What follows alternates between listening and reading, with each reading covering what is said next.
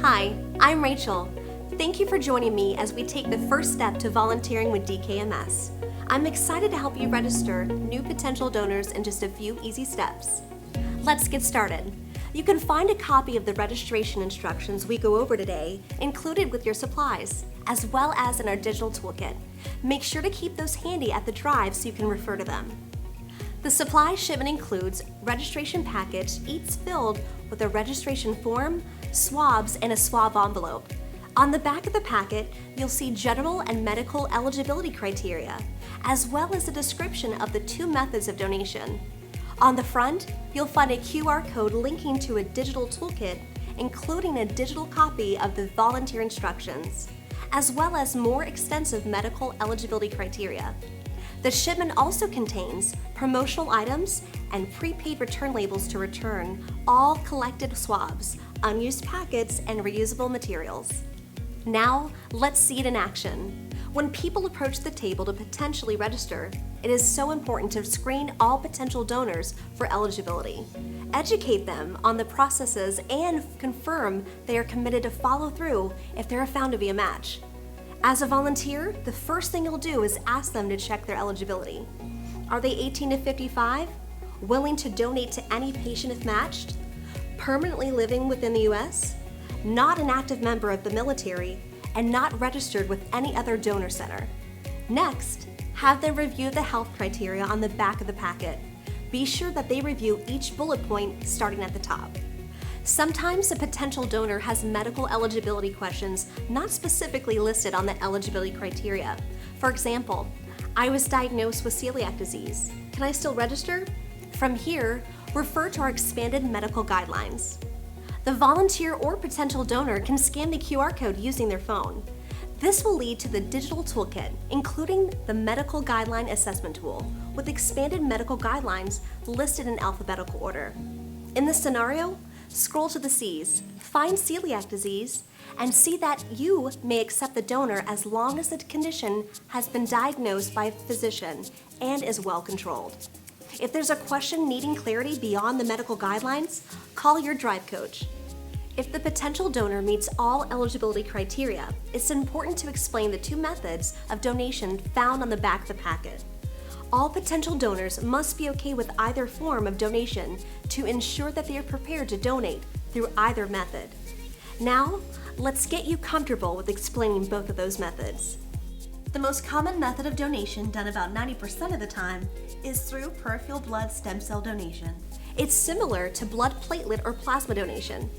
Blood is drawn from one arm, filtered through an apheresis machine, and the blood stem cells are collected in a bag and the blood is returned through the other arm. Collection usually takes only about 4 to 6 hours.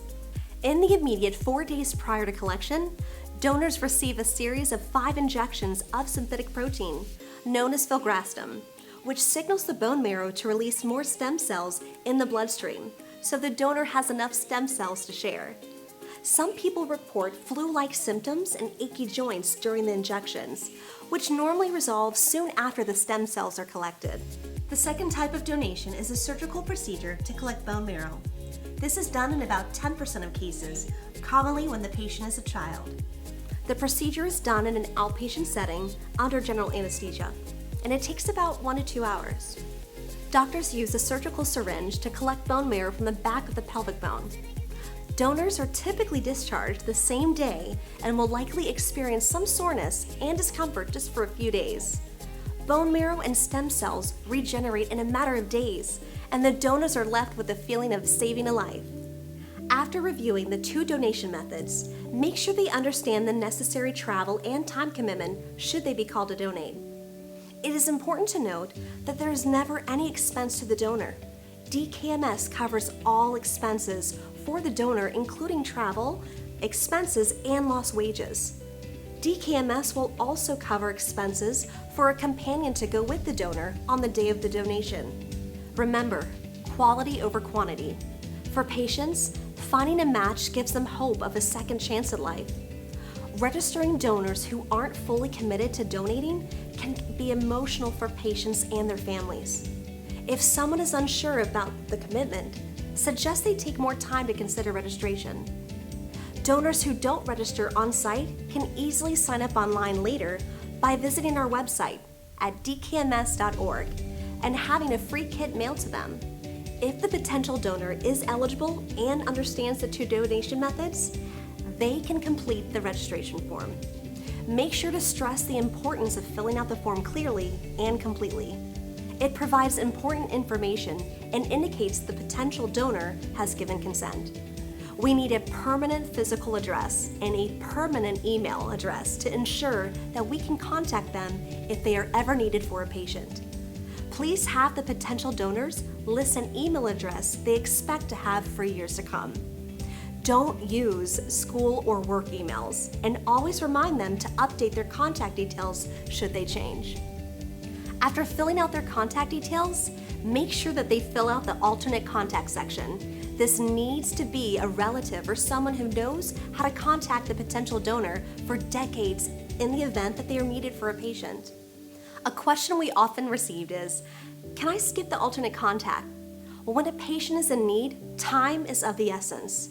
This information is crucial. If someone moves or changes contact details, we need a backup person to quickly reach the potential donor if needed. Let's say it's the year 2043 and you're a match, but your contact information is no longer valid. Who can we also get in touch with that might be able to reach you? This should be someone you'll never lose contact with, a parent, a sibling, cousin, or other family members. We all want to believe our roommates will be our lifelong friends, or our college sweethearts will always be by our side. But in the event it's not, your sister might be best. In the ancestry section, potential donors can select as many options as apply. Genetics play a role in the matching process. It is more likely a donor will match to a patient of similar ethnic background. If someone is unsure which region to choose, they can refer to our country by region sheet in the digital toolkit. Last but not least, make sure the potential donor signs and dates the form. This is very important as it legally allows us to process the registration form and swabs. With the form completed, it's time to swab. Now, before you get too helpful, each potential donor will swab their own cheeks. You can help by opening the swab package, just far enough for the potential donor to reach inside and pull out each swab, but don't touch it yourself. Ask the potential donor to take one swab and rub it on the inside of one cheek in a circular motion for 60 seconds. When they're done with the first swab, have them hold it while it dries, and they pull out the swab number 2 and repeat this action with the second swab inside of the other cheek. The third swab is used for the inside of the bottom lip or either cheek for the same 60 seconds. The swab will need to air dry, but at no point should they touch anything other than the inside of the swab envelope after a sample has been collected. While the person is swabbing their cheeks, write the drive code in the top right corner of the form, as well as the right-hand corner of the outside of the packet where it says drive code.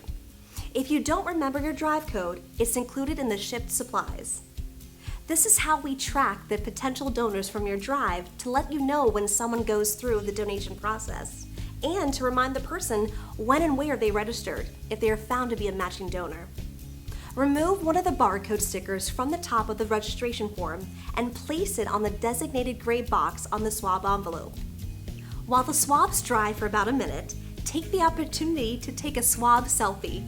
Offer to take their picture or video and tag us when they upload it to social media. Once the swabs are dry, they will place all 3 swabs in the small cardboard envelope and seal it.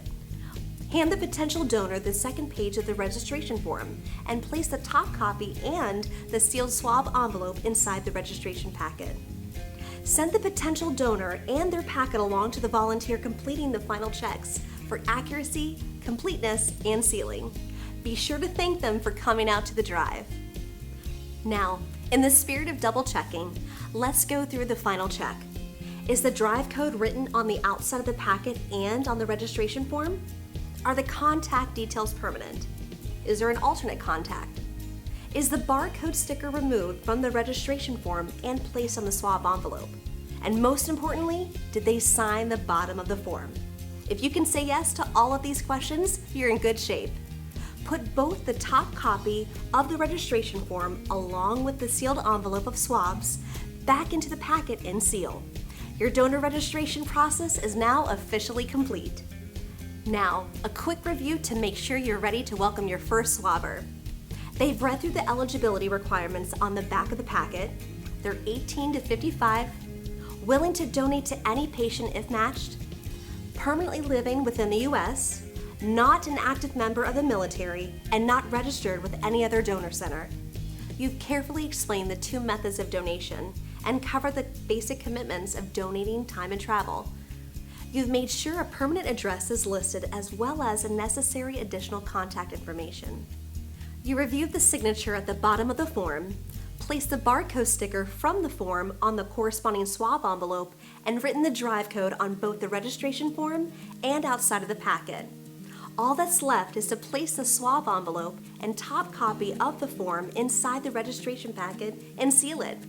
If you have any questions, feel free to contact your DKMS Drive Coach. They're here to help. On behalf of everyone here at DKMS, the patients we serve, their friends and family members, thank you for your support of our mission to save lives. Good luck at your donor drive. We can't wait to hear how it went. Make sure you take lots of photos.